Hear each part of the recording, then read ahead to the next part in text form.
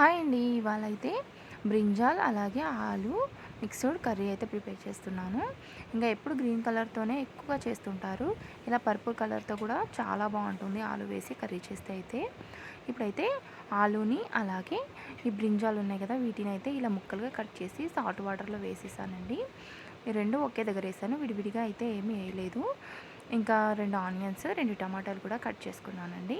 ఇప్పుడైతే పొయ్యి వెలిగించేసి మనం గిన్నె పెట్టేసుకొని సరిపడినంత ఆయిల్ అయితే వేసుకుంటున్నాను. ఇంకా ఇప్పుడైతే ఆయిల్ వేడైన తర్వాత ఆనియన్స్ కూడా వేసేసుకొని కొంచెం కరివేపాకు రెమ్మలు అనేవి వేసేసుకొని వీటిని అయితే కాస్తంత ఫ్రై చేసుకోవాలి. ఆనియన్ కరివేపాకు వేసుకున్న తర్వాత అయితే కాస్తంత ఫ్రై చేసుకోవాలి ఒక 2 మినిట్స్. మరీ ఎర్రగా ఫ్రై అవ్వాల్సిన పని లేదు, కాస్తంత ఫ్రై అయితే చాలు. ఇంకా మనం అల్లం వెల్లుల్లి పేస్ట్ ఒక చెంచా అలాగే అర చెంచానేమో పసుపు వేసుకుంటున్నాను. ఇప్పుడు ఈ అల్లం వెల్లుల్లి పేస్ట్ అనేది ఫ్రై అయ్యే లోపు అయితే ఈ ఆనియన్ కూడా ఇంకాస్త మెత్తగా అయిపోతాయి అన్నమాట. అందుకని కొంచెం ఫాస్ట్గా అయితే అల్లం వెల్లుల్లి పేస్ట్ అనేది వేసానండి. మరీ బ్రౌన్గా అవసరం లేదండి, మనం చికెన్ మటన్ చేసినట్టు. ఇంకా ఇప్పుడైతే దీంట్లోకి మనం కట్ చేసుకున్న వంకాయ ముక్కలు, ఆలుగడ్డ ముక్కలు ఒకేసారి వేస్తున్నాను.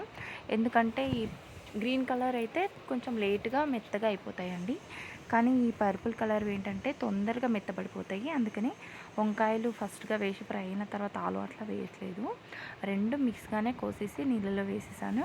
అలాగే రెండు కూడా ఇలాగే వేసేస్తున్నాను, ఎందుకంటే ఈ పర్పుల్ కలర్ తొందరగా మెత్తబడి ఉడికిపోతాయి అన్నమాట. ఇప్పుడైతే వీటిని వేసేసి మంచిగా ఒక 5 నిమిషాల పాటు అయితే ఇలాగే ఆయిల్లో ఫ్రై చేసుకోవాలి. చూడండి, పర్పుల్ కలర్ మొత్తం వంకాయలు అనేవి ఎట్లా షేడ్ అయిపోయినాయో, కలర్ మొత్తం ఇట్లా మనకు కనిపించకుండా పోయింది కదా. ఇప్పుడైతే దీంట్లోకి ఉప్పు కారం అయితే వేసుకుంటున్నాను. అర చెంచా ఉప్పు అయితే వేసుకున్నాను, అలాగే అర చెంచా కారం కూడా వేసుకుంటున్నాను. నేనైతే ఇది ఊరు నుంచి అయితే మంచిగా కాయలు తీసుకొని తొడిమలు అనేవి తీసేసి గిర్నీకి ఆడిచ్చిన పౌడర్ అనమాట. చాలా స్పైసీగా ఉంటుంది, అందుకోసం అని చెప్పేసి అర చెంచాడే వేసాను. చాలా స్పైసీ ఉంటుందండి. ఇంకా వంకాయలు, ఆలుగడ్డలు ఇలా ఆయిల్లో ఫ్రై అయిపోయిన తర్వాత అయితే ఇప్పుడు కొంచెం కొత్తిమీర అలాగే టమాటాలు వేసేసి అయితే బాగా ఫ్రై చేసుకోవాలి. నేను వాటర్ అనేవి ఏమీ వేయను కాబట్టి టమాటా ముక్కలు అనేవి కాస్త ఎక్కువగా వేసుకున్నాను. వాటర్ వేసే ఫలం అయితే టమాటా ముక్కలు కొంచెం తక్కువ వేసుకున్నా ఓకే, లేకపోతే అసలు వేయకున్నా పర్వాలేదు. ఇంకా ఇప్పుడైతే మూత పెట్టి బాగా ఉడకనిద్దాం ఒక 5 మినిట్స్. మంచిగా 2 నిమిషాలు కలుపుకొని అయితే మూత పెట్టేసుకొని మగ్గనివ్వాలి. అడుగంటకుండా అయితే మనం మధ్య మధ్యలో చూసుకుంటూ కలుపుకోవాలండి. చూడండి, టమాటా ముక్కలు అనేవి మంచిగా మగ్గిపోతున్నాయి, ఆయిల్ అనేది పైకి ఎలా తేలిందో చూసారా. ఇంకా ఆల్మోస్ట్ 50% అయితే ఉడికిపోయింది. ఇంకా అంతసేపు అయితే పెట్టేద్దామండి.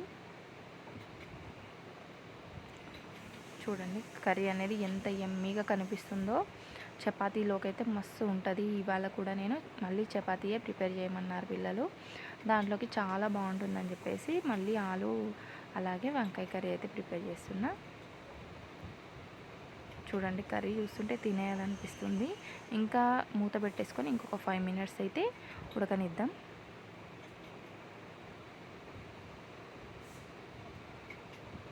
చూసారా, మొత్తం టమాటాలు అనేవి బాగా మగ్గిపోయి మనం అసలు ఇంత కూడా చిన్న గ్లాస్ కూడా వాటర్ అనేవి వేయలేను, కానీ దాంట్లోంచే మంచిగా వాటర్ అనేవి ఊరి మంచిగా అయితే ఉడికిపోయినాయండి. ఇంకా ఆలు అయితే ఉడికిపోయింది కదా.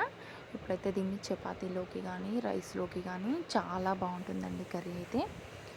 చూడండి ఎంత యమ్మీగా కనిపిస్తుందో. అంతే అండి, ఆలు అండ్ వంకాయ కర్రీ అయితే చాలా ఈజీ ప్రిపరేషన్ అయితే. నచ్చితే లైక్ చేయండి, షేర్ చేయండి.